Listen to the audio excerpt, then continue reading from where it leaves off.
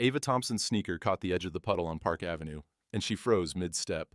Brown leather, expensive, half submerged in dirty water. The rain had picked up somewhere around 53rd Street, the kind of October drizzle that soaked through thrift store polyester and made your teeth chatter. Her shift at the coffee shop ended 3 hours ago, but she was still walking.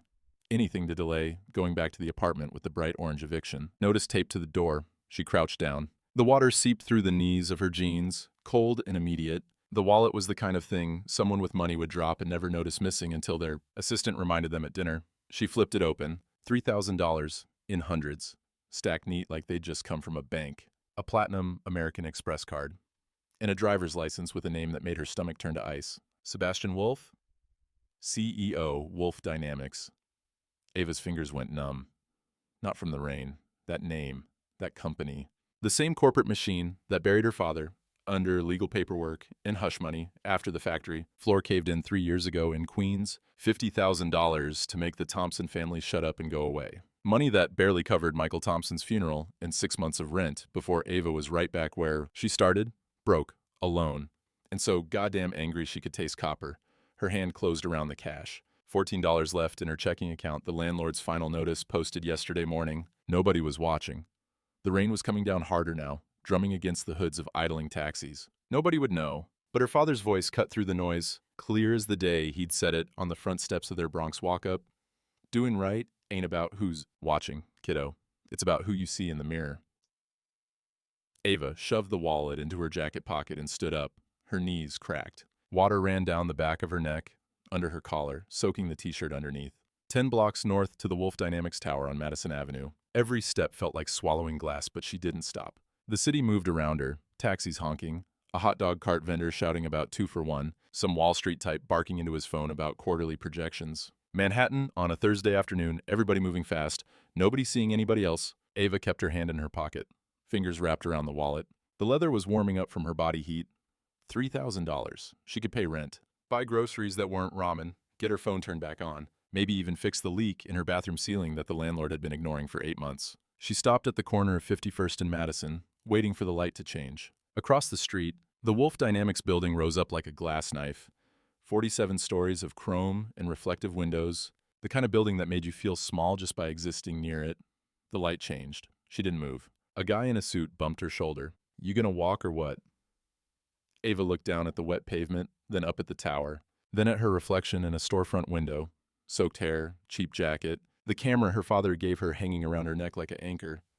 Who you see in the mirror. She crossed the street. The revolving doors of Wolfe Dynamics headquarters were the kind that moved on silent hydraulics, probably cost more than her entire year of rent. She pushed through, and suddenly the rain noise cut off, replaced by the cathedral echo of white marble and the electronic chirp of security gates. Every person in that lobby turned to look. Designer suits, $1,000 shoes, and Ava, dripping water onto the polished floor, leaving wet footprints like evidence. The security guard stood up from his desk. His name tag read Martinez. Mid-50s, tired eyes. The kind of guy who'd seen everything and wasn't impressed by any of it. "Miss, you can't..." He stopped. His hand moved toward the radio on his belt. Ava pulled out the wallet. Water dripped from the leather. "I found something that belongs to your boss." In this world where integrity gets tested when no one's watching, and while these events are inspired by the twists of real life, every name and face here is a creation of the narrative imagination.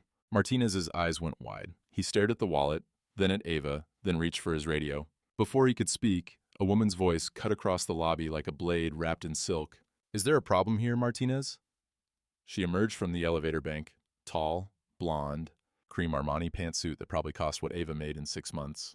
Victoria Ashford. Ava recognized her from the business magazines that got left behind at the coffee shop. Forbes had called her the philanthropist VP revolutionizing corporate ethics. The photo showed her at some charity gala, champagne glass raised, surrounded by people who looked like they'd never ridden the subway in their lives. Victoria's gaze swept over Ava, the soaked jacket, the scuffed Converses, the dripping hair plastered to her face, and something shifted in her expression. Not curiosity, calculation, then dismissal. "Martinez, if this is another situation that requires social services, please handle it through the proper channels."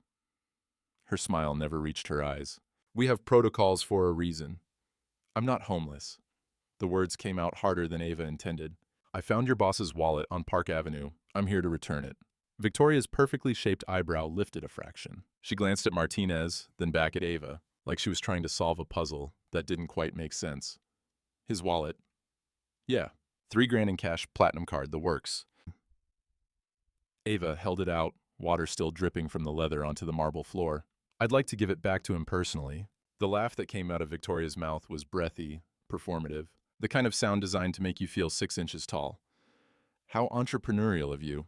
Let me guess, you'd like a reward for your good citizenship? She turned to Martinez, pulling out her phone.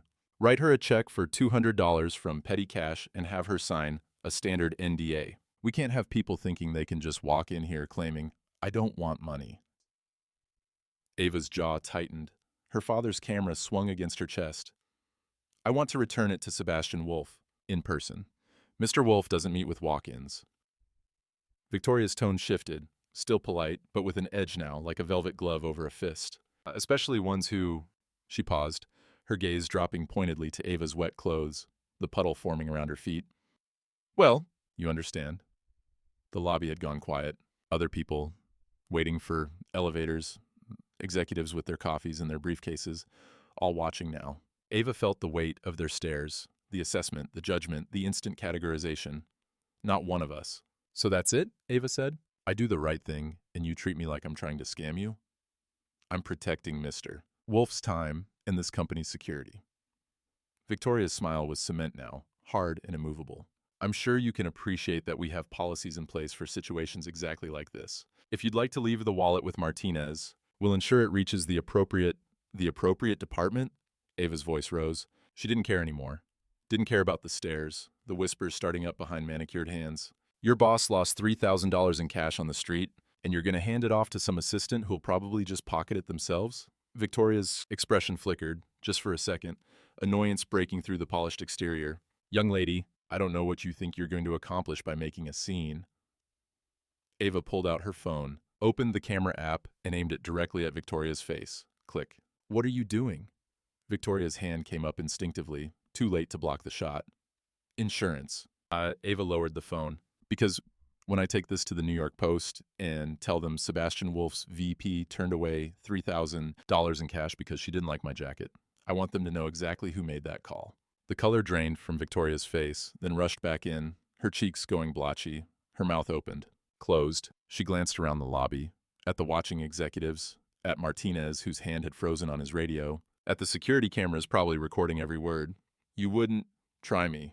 For 5 long seconds, nobody moved. The only sound was the muted hum of conversations from the atrium above and the soft ping of elevator doors, opening and closing. Then a voice came from the glass elevator bank, deep and controlled, the kind of voice used to being obeyed. That won't be necessary. Sebastian Wolfe stepped out of the elevator, and the entire energy of the lobby shifted. He was younger than Ava expected, late 30s, maybe 40, wearing a charcoal Tom Ford suit that fit like it had been sewn directly onto his frame. His eyes were gray, sharp, and currently locked on Victoria with an expression that could freeze nitrogen. Sebastian, I was just handling. Victoria's smile activated like a reflex, bright and automatic. I heard. Yeah, and he didn't look at her. His gaze moved to Ava, then to the wallet still in her hand, water dripping onto the marble. You found that on Park Avenue? Near the puddle at 53rd. Ava held it out. Her arm was starting to ache from holding it up. Everything's still inside. He took it, flipped it open, counted the cash with his thumb, bills making a soft snap sound, but his eyes never left her face. 3,000, platinum card, driver's license. He paused. You didn't take anything? No. Why not? The question landed like a punch. Ava's brain stuttered. Behind Sebastian, Victoria was watching her with the intensity of a hawk tracking a mouse. Because it's not mine, Ava said finally. Sebastian's mouth did something that wasn't quite a smile. You're the first person to say that. He slid the wallet into his inside jacket pocket. In the last 4 months, I've left that wallet in 13 different locations around Manhattan, coffee shops in the Village, the 6th train platform at Union Square, a bench in Bryant Park, a table at Shake Shack on 86th Street. The lobby had gone completely silent now. Even the phone conversations from the atrium above seemed to pause. 13 people picked it up, Sebastian continued, his voice carrying that controlled precision that came from boardrooms and hostile negotiations. A lawyer from Sullivan and Cromwell, 2 NYU grad students, a consultant from McKinsey, someone who claimed to be a youth pastor. He tilted his head. Every single one of them kept the cash. Some took the credit card too. One guy used it to buy a pair of AirPods before I canceled it. Ava's stomach twisted. You've been testing people. Testing humanity? Sebastian's eyes held hers. When the person you're supposed to marry embezzles from your charitable foundation and disappears to the Cayman Islands, you start wondering if honest people even exist anymore. Victoria made a small sound in her throat, almost a gasp, quickly swallowed. Ava caught the micro-expression that flashed across her face. Not sympathy, panic. There and gone in half a second. So what now? Ava asked. Her voice sounded steadier than she felt. You write me a check, I sign an NDA, and we both pretend this social experiment never happened? No. Sebastian crossed his arms. I offer you a job. The words didn't make sense. Ava's ears were ringing. What? Personal assistant. $60,000 a year, full benefits, health insurance, 401k matching. You start Monday. He said it like he was ordering lunch, casual and certain. You've proven you have something my entire executive team apparently lacks. Integrity under pressure. Victoria's hand tightened on her Birkin bag. The leather made a small creaking sound. Sebastian, we haven't even run a background check. Company policy requires, I don't need a background check. His voice didn't rise, but something in his tone made Victoria's mouth snap shut. I need someone I can trust, someone who'll do the right thing even when no one's watching. Ava's mind was racing. $60,000 a year, health insurance. She could pay rent, buy groceries, stop choosing between the subway and walking everywhere to save $275. She could breathe. But the name on that driver's license was still burning in her brain. Wolfe Dynamics, the company that buried her father under legal settlements and corporate PR, the factory floor that collapsed because someone decided saving money was more important than saving lives. She looked Sebastian Wolfe in his gray eyes and saw her father's face.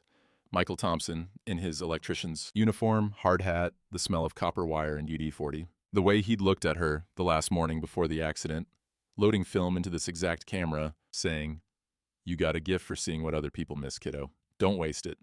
This was a chance, maybe the only chance, to get inside, to find out what really happened, to see the truth they'd buried under $50,000 and a confidentiality agreement. I accept, Ava said, but I don't want charity. I'll earn every dollar. Sebastian's mouth quirked, closer to a real smile this time. I wouldn't expect anything less. He pulled a business card from his pocket, handed it to her. The paper was thick, expensive, with raised lettering. Sebastian Wolfe, founder and CEO, Wolfe Dynamics. HR will contact you tomorrow with the paperwork. Dress code is business casual. You report directly to me. He glanced at Victoria. Any questions? Ava shook her head. She didn't trust her voice. Sebastian nodded once, then turned and walked back toward the elevators. The lobby started moving again, conversations resuming, people pretending they hadn't been watching every second of the exchange. Ava turned to leave, her wet sneakers squeaking on the marble. Victoria's voice stopped her at the revolving doors, honey sweet and absolutely venomous. Welcome to the family, dear. I have a feeling you'll fit right in. Monday morning, 6:47 a.m. Ava stood outside the Wolfe Dynamics Tower, wearing a navy blazer she'd found at the Goodwill on Fordham Road. For $12, the price tag was still scratched into the lining. She'd checked 3 times in the bathroom mirror at home, praying the coffee stain on the inside pocket didn't bleed through to the outside. Her father's Canon camera hung around her neck. She'd tried leaving it in her apartment, but her hand kept reaching for the empty space on her chest. So she brought it, let them fire her on day one if they wanted. The executive floor was empty except for one woman pushing a cleaning cart down the hallway. Late 50s, gray hair pulled back in a tight bun, wearing the same royal blue uniform as all the night custodial staff. Her name tag read Rosa Martinez. You're early. Rosa didn't look up from wiping down the glass conference table, but her voice had that particular kind of tired that lives in your bones, not your muscles. First day. Ava set her bag down on the desk Sebastian's assistant had shown her Friday during the quick office tour. Didn't want to screw it up. Rosa glanced at the camera. Her hands stopped moving. You a photographer? Was, trying to be again. Ava touched the Canon like a reflex, the worn leather strap familiar against her palm. My dad gave this to me before he... She stopped. Rosa's entire body had gone still. The cleaning rag dangled from her hand. Your last name, Thompson? Ava's pulse kicked up. Yeah. Why? Rosa set down the spray bottle. Her movements were careful, deliberate. She pulled out her phone, tapped the screen a few times, then turned it around. The photo showed a man in a factory uniform. Safety vest, hard hat, ID badge clipped to his chest. Big smile. Arm around a younger version of Rosa, both of them standing in front of what looked like a birthday cake. Behind them, Ava could make out industrial equipment, the blurred shapes of other workers. My husband, Carlos. Rosa's voice was steady, but her eyes were wet. He died in the same accident as your father. Queen's Plant, 3 years ago last month. The air left Ava's lungs. She gripped the edge of the desk. Structural collapse, Rosa continued. They said it was, what did they call it in the report? An unforeseeable catastrophic failure. Made it sound like an act of God. Her laugh was bitter. We knew better. Carlos had been filing safety complaints for 6 months. Cracks in the support beams, rusted bolts, inspection stickers that were 8 months expired. My dad, too. Ava's voice came out hoarse. He was documenting everything, taking photos with this. She lifted the camera. He told me the supervisors kept saying they'd fix it next quarter, after the big client order shipped. Rosa nodded. Wolfe Dynamics settled with us. $48,000. Barely covered the hospital bills before Carlos died. She pulled a tissue from her cart, dabbed her eyes. They made us sign papers. No lawsuit, no talking to the press, no nothing. $50,000 for us, Ava whispered. I took this job 6 months after the funeral. My daughter needed health insurance for her asthma medication. Can't get it without working. Rosa's jaw tightened. So, every night I clean the offices of the people who killed my Carlos. I empty their trash. I polish their desks. I smile when they walk past me like I'm invisible. Why are you telling me this? Rosa reached into her cleaning cart, moved aside the bottles of Windex and Formula 409, and pulled out a small spiral notebook, the kind you could buy at any bodega for $1. The cover was worn soft from handling. Because I document things. She opened it. Inside, page after page of careful handwriting, dates, times, names. October 3rd, VA stayed until 11:47 p.m., shredded documents herself, 3 bags. October 10th, VA met with G. Vance enclosed office, raised voices, exposure mentioned twice. VA? Ava's brain caught up. Victoria Ashford? Every Thursday night, she stays late, shreds papers herself, doesn't use the secure disposal company like everyone else is supposed to. Rosa closed the notebook, pressed it into Ava's hands. You got something burning in you, mija. I can see it. Same thing your father had, that need to make things right. The notebook was warm from being in Rosa's pocket. The pages were soft, almost fuzzy at the edges. Don't let it turn to ash, Rosa said quietly.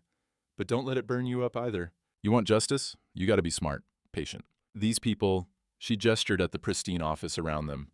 They got money, they got lawyers, they got power. What we got is time and eyes, and the fact that they don't see us coming. The elevator dinged down the hall. Rosa grabbed her cart. Someone's here early. She squeezed Ava's hand once, quick and firm. Be careful, mija. She disappeared around the corner, just as the elevator doors opened and Victoria Ashford stepped out, already on her phone, her Louboutins clicking against the marble like a countdown timer. She saw Ava, smiled, the kind of smile that didn't involve any part of her face above her mouth. Well, bright-eyed and early. Victoria ended her call, slid the phone into her Celine bag. Sebastian wants to see you in his office. Now.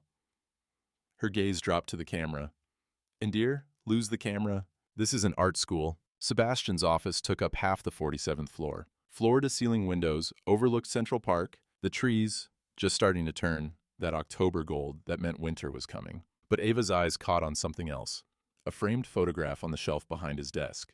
Not the corporate headshots or the handshake photos with politicians. This one was different. A rusted single-wide trailer with vinyl siding peeling off in strips. A woman in a pale blue housekeeping uniform, the kind with the company logo embroidered over the chest pocket. And a skinny kid with gray eyes and secondhand clothes, standing on cinder blocks that served as front steps. West Virginia, Sebastian's voice came from behind her. She hadn't heard him come in.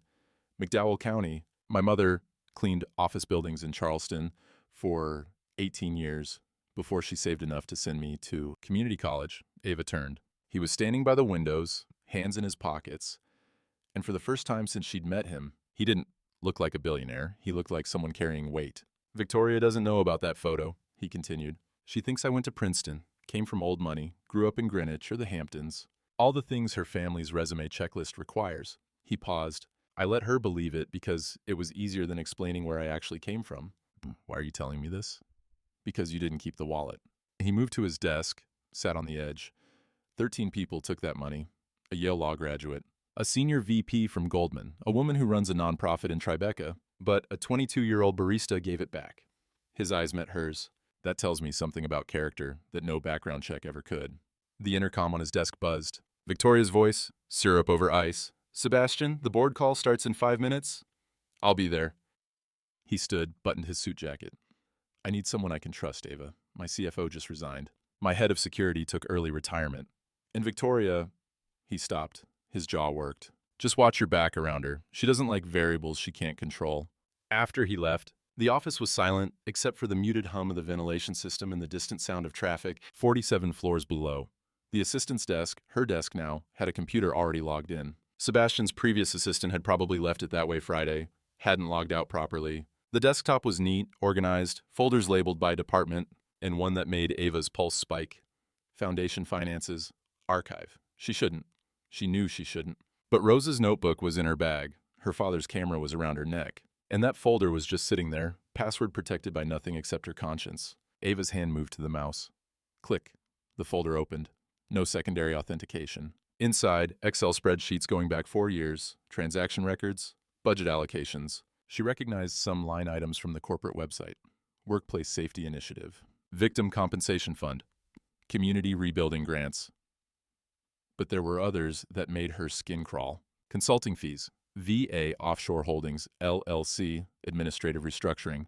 Private Account 4477. Operational Consulting. VA International. VA Victoria Ashford.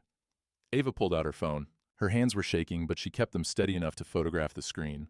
Every transaction, every transfer, millions of dollars siphoned out of the foundation's safety programs. The programs meant to prevent another factory collapse and redirected into offshore accounts with Victoria's initials stamped all over them. 3 million, 4, 5.7, the numbers kept climbing. Every single approval bore the same digital signature. Victoria Ashford, VP of Operations. The elevator dinged in the hallway. Ava's heart slammed into her throat. She closed the folder, cleared the recent files history, minimized the window. Her phone went into her pocket. She pulled up a blank email draft and started typing random words. Anything to look busy. Footsteps. The clicking of heels on marble. Victoria appeared in the doorway, holding 2 paper coffee cups from La Colombe, the expensive place on 57th Street, where a latte cost $8. Thought you might need caffeine on your first day. She set 1 cup on Ava's desk. The smile on her face was perfect, practiced. We're going to be such good friends, Ava. I can already tell. Ava's throat was dry. Thanks. Victoria didn't leave. She leaned against the door frame, sipping her latte, watching Ava with the intensity of someone solving a puzzle. You know, it's funny, Victoria said, her voice light, conversational. When Sebastian told me he'd hired you, I looked into your background. Standard protocol. She tilted her head. You're from Queens, right? Grew up in the Bronx? Yeah. And your father?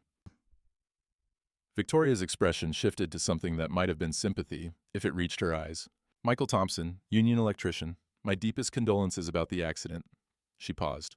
Factory accidents are such tragedies, especially when they're so preventable. The word hung in the air like smoke.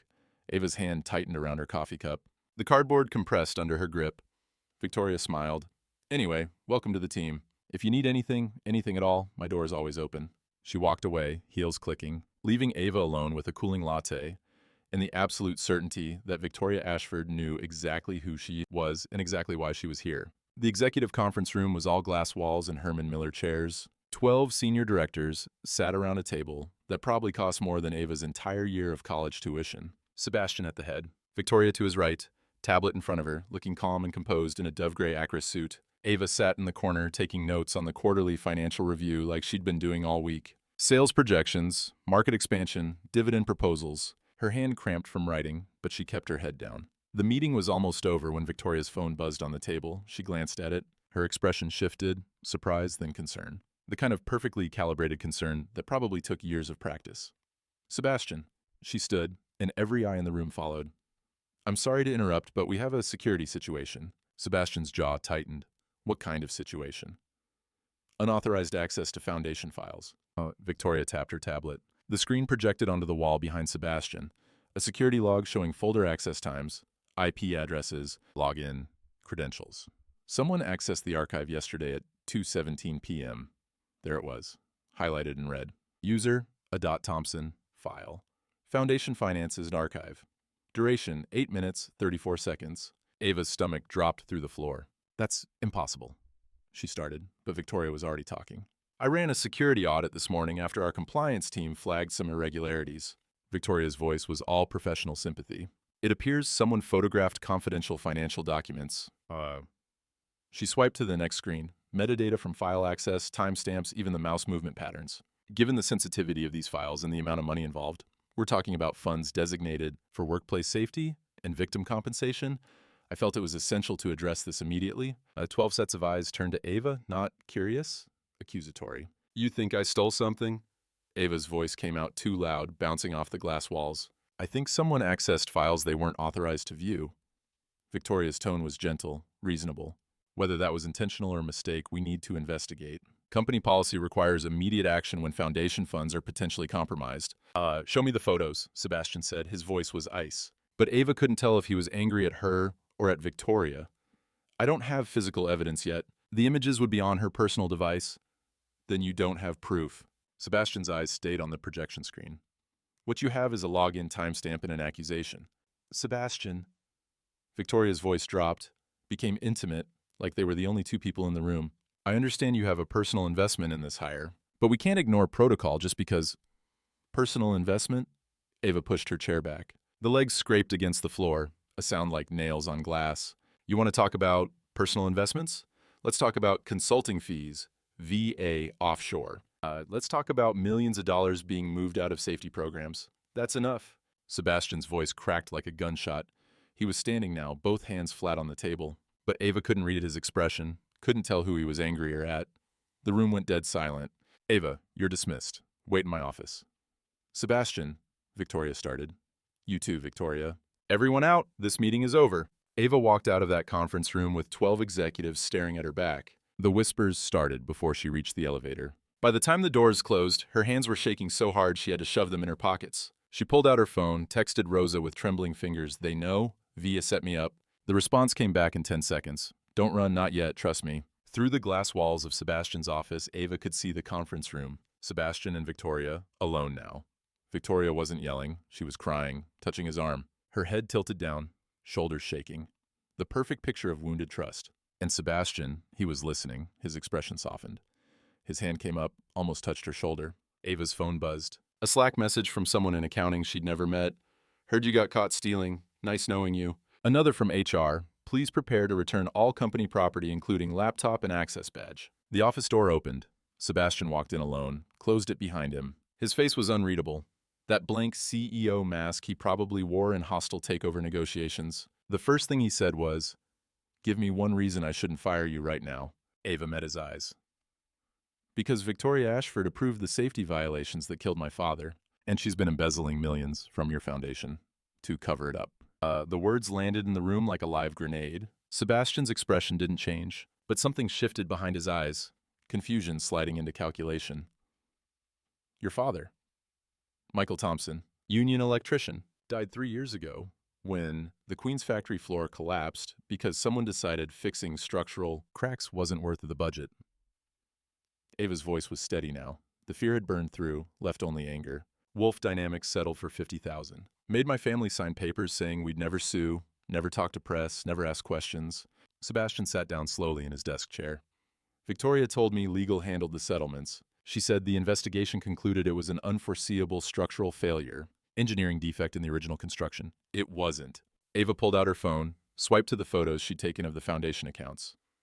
"Look at the dates. 2 weeks before the collapse, there's a budget reallocation memo. Money moved from facility maintenance and safety compliance to operational consulting, VA, International, signed by Victoria, $3.2 million.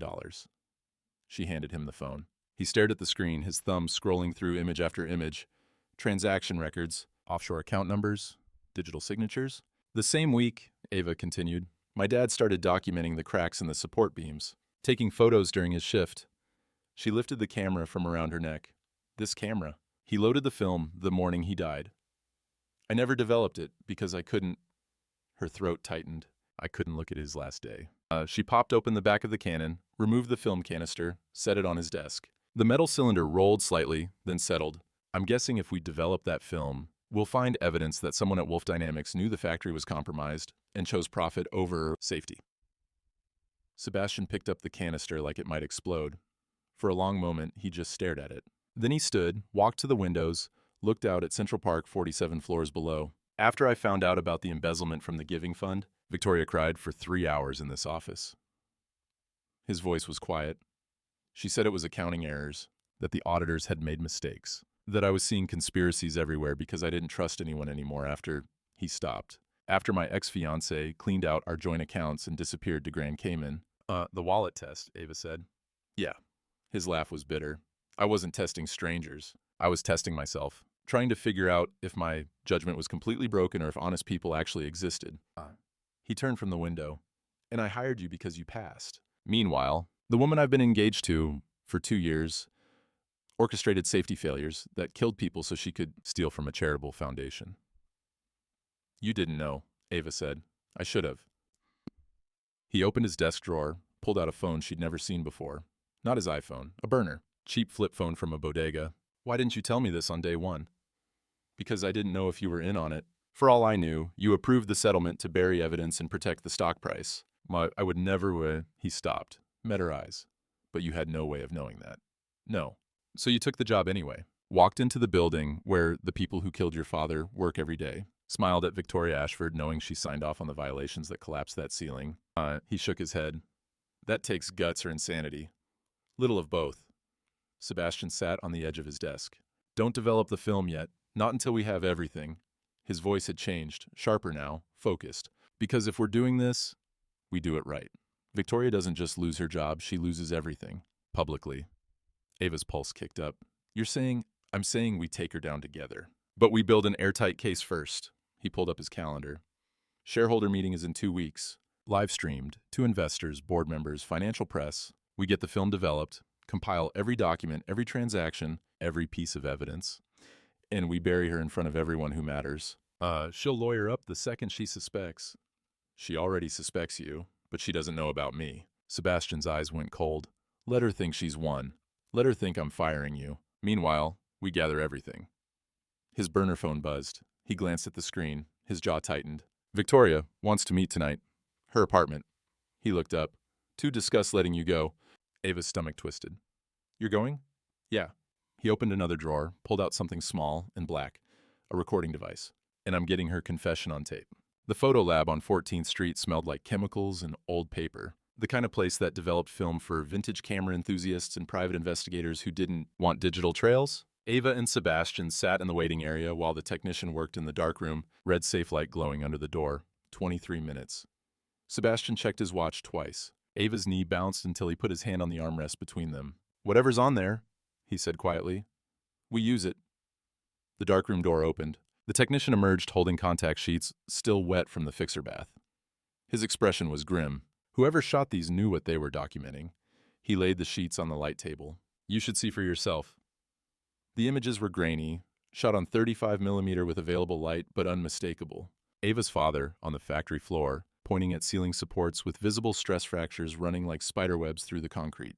Close-ups of inspection tags dated 4 months overdue, the red expiration warnings clear even in the old photograph. A wider shot showing the entire eastern wall bowing inward, metal support beams visibly bent. And in the final frames, a man in a suit and hard hat, jabbing his finger at Michael Thompson's chest, mouth open mid-yell.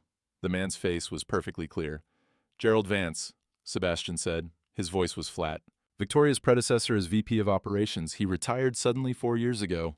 2 weeks after the collapse, Ava whispered. Sebastian pulled out his laptop, opened an archived company directory. Gerald Vance, VP of Operations until 3 years ago. Resignation letter dated October 18th, 12 days after the accident, citing personal interests and family priorities. Severance package, $2.3 million. Hush money, Ava said. And Victoria took his position 3 months later. Sebastian's jaw worked. She knew. She had to know. Question is how deep it goes. He cross-referenced Rose's documentation with the foundation accounts on his laptop. A pattern emerged, clear as broken glass. Safety budgets slashed in March. Money redirected to consulting fees in April. Equipment inspections delayed in May. Factory collapse in June. Settlement payments in July. Gerald Vance's retirement in October. Victoria Ashford's promotion in January. Every authorization signed by one name or the other. Sebastian made a call to his former head of security. I need a wire. Something law enforcement grade. Untraceable. And I need it in 3 hours. While these events echo real cases of corporate negligence and whistleblower courage, the specific details and outcomes here are dramatized for storytelling impact. Actual investigations involve Federal agencies, formal discovery processes, and years of litigation. Victoria's apartment in Tribeca was all white Carrara marble and abstract art that probably cost 6 figures per canvas. She answered the door in a cream cashmere loungewear set, wine glass in hand, barefoot. The picture of casual wealth. "I'm glad you came." She led him to the living room, gestured to the couch. "I know the situation with Ava is difficult, but..." She showed me the foundation accounts. Victoria's hand froze halfway to setting down her wine glass. Just for a second. Then the smile returned, smooth as polished stone. "Sebastian, those files were accessed illegally. Anything she showed you is inadmissible, and your signature, your offshore accounts, 4 years of embezzlement." The wire taped to his chest was recording every word. "Why?" She set down the glass. The mask slipped, a fraction of an inch. "Because you would have wasted it. All that money on safety regulations and union appeasement and compliance programs for people who don't appreciate what you built. I was protecting the company's margins on us by cutting safety protocols that got people killed. That was Vance's decision initially. I inherited a complicated situation, and..." She stopped, realized what she'd said. "The factory was already compromised when I took over operations. Fixing it would have cost $8 million and shut down production for 6 months. The settlement was the clean solution. $50,000 per family, confidentiality agreements, move forward. I'm clean." Sebastian's laugh was acid. "You buried evidence, paid off Vance. And when I started the foundation to compensate families and fund safety improvements, you robbed it." Victoria's eyes narrowed. She took a step closer, studying his face. "What are you wearing?" "The truth." He stood. "The shareholder meeting is in 6 days. I suggest you hire a lawyer, a good one." Her face went white, then flushed red, splotchy. "You arrogant. You think you can destroy me. I made you. I taught you how to dress, how to speak, how to stop sounding like Appalachian trailer trash in board meetings. You exploited my shame, used my background to control me." He walked to the door. "I'm done being your project." Sebastian, wait." Her voice cracked. "We can fix this together. Just give me the recording. We'll release a joint statement, restructure the foundation, blame it on accounting errors. We'll say I was trying to streamline costs and made mistakes." He opened the door. "See you at the meeting, Victoria." The wine glass shattered against the wall as the door closed. In the elevator, Sebastian peeled the wire off his chest. His hands were shaking. He texted Ava. "Got it." Every word. His phone rang immediately. Unknown number. "Mr. Wolfe, this is Gerald Vance. I hear you're planning to go public about the factory incident." A pause. "I'd like to offer my testimony." The Wolfe Dynamics shareholder meeting took place in the grand ballroom of the Midtown Marriott. 300 investors in Brooks Brothers suits, board members with leather portfolios, financial journalists setting up camera equipment in the back. Bloomberg, CNBC, Financial Times, all the outlets that mattered. The meeting was live-streamed. 4,000 viewers when it started. Victoria sat front row, left side, cream Chanel suit, pearl Tiffany earrings, hair perfect. The smile she'd practiced in 10,000 mirrors. She didn't see Ava standing in the back corner with Rosa, didn't see Gerald Vance sitting 2 rows behind her, hands folded, expression blank, and she didn't see the flash drive Sebastian plugged into the presentation laptop. "Good morning." Sebastian's voice filled the room. "Before we discuss Q4 earnings, I need to address a matter critical to this company's integrity." The screen behind him lit up. Not profit charts. A photograph. Grainy 35mm film, slightly overexposed. A factory ceiling with stress fractures running through concrete supports like lightning frozen in stone. 3 years ago, Wolfe Dynamics suffered a catastrophic structural failure at our Queens manufacturing facility. 3 workers died, 7 were critically injured. Sebastian's voice was flat, controlled. "We issued a statement citing unforeseeable circumstances. We settled with families, quickly and quietly." Victoria's smile faltered, just barely. "We lied." The room erupted, reporters shouting questions, board members half standing from chairs. Sebastian didn't pause. The failure was not unforeseeable.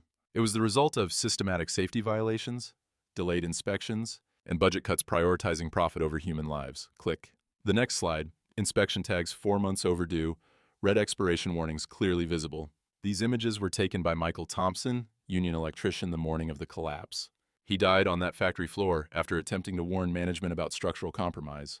Another click. The budget reallocation memo. Victoria's digital signature at the bottom. The decision to cut safety budgets and redirect $3.2 million to offshore consulting. Accounts was made by Victoria Ashford, VP of Operations. Every camera swung to Victoria. She was frozen, the smile completely gone, both hands gripping the armrests of her chair. But the corruption didn't stop there. Sebastian pressed play on an audio file. Victoria's voice filled the ballroom, crystal clear. The factory was already compromised when I took over operations. Fixing it would have cost $8 million. The settlement was the clean solution. Gasps rippled through 300 people. Phones came out, reporters typing frantically. "Is that a confession?" someone shouted. "It is," Sebastian confirmed, along with evidence of $4.7 million embezzled from the Wolfe Foundation over 4 years. Funds designated for workplace safety and victim compensation siphoned into offshore accounts. The screen filled with transaction records. Everyone signed by Victoria Ashford. She stood. Her chair crashed backward, hitting the person behind her. You edited that recording. I was taken out of context. Then perhaps Mr. Vance can provide context. Sebastian gestured to row 3. Gerald Vance stood. Every camera pivoted. "I was complicit," Vance said, voice steady. "Victoria Ashford approached me 9 months into her tenure and proposed we streamline operational costs by deferring facility maintenance. When the collapse happened, she orchestrated my retirement package, $2.3 million in exchange for silence." His eyes locked on Victoria. "But I kept copies. Every email, every memo, every directive. I'm prepared to testify to federal investigators." Victoria's face drained of color. She looked around this ballroom, at the cameras, the board members, the investors staring at her with shock and disgust. Her phone was exploding with notifications. She pulled it out, glanced at the screen. The live stream had 53,000 viewers now. "You self-righteous," her voice cracked. She pointed at Sebastian, hand shaking. "You came from nothing. I made you. I taught you how to dress, how to talk to investors, how to stop sounding like West Virginia trailer trash." The room went silent. Even the reporters stopped typing. Sebastian's expression didn't change. And there it is, the real Victoria Ashford. 2 men in suits appeared at the side entrance.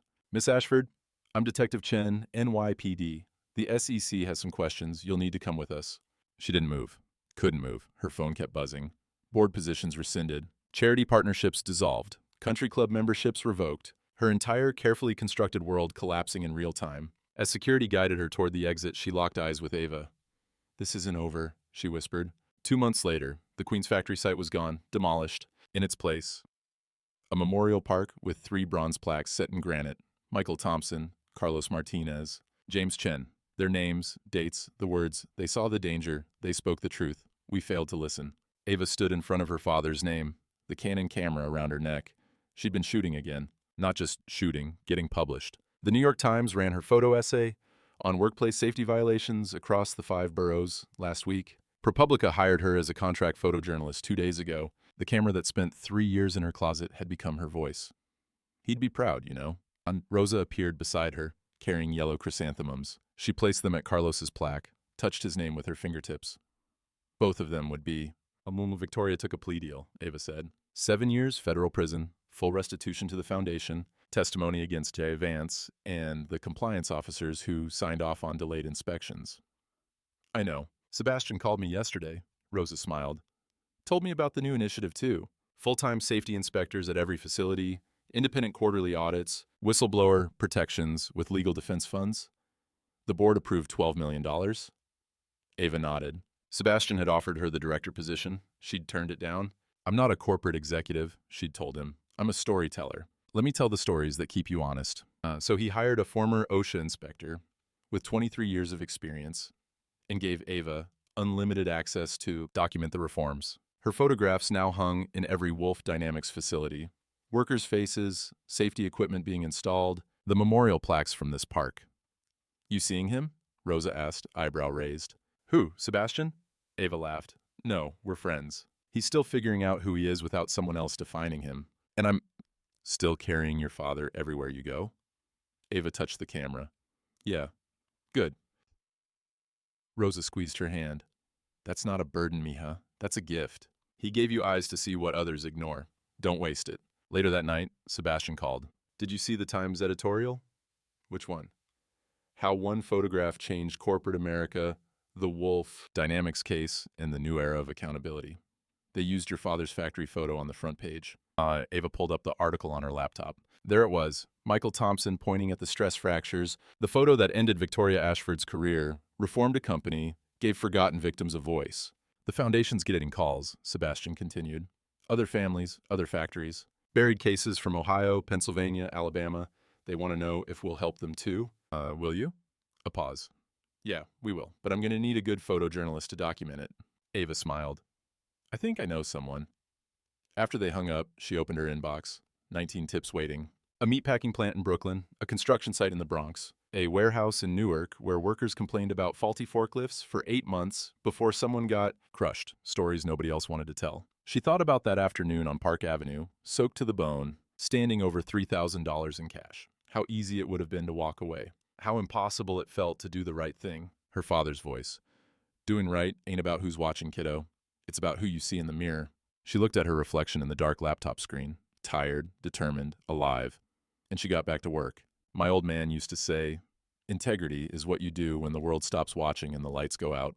Turns out, it's also what you do when the whole damn world is watching and you've got every reason to let it burn. Sometimes the hardest test ain't whether you can pass it, it's whether you're strong enough to change the question.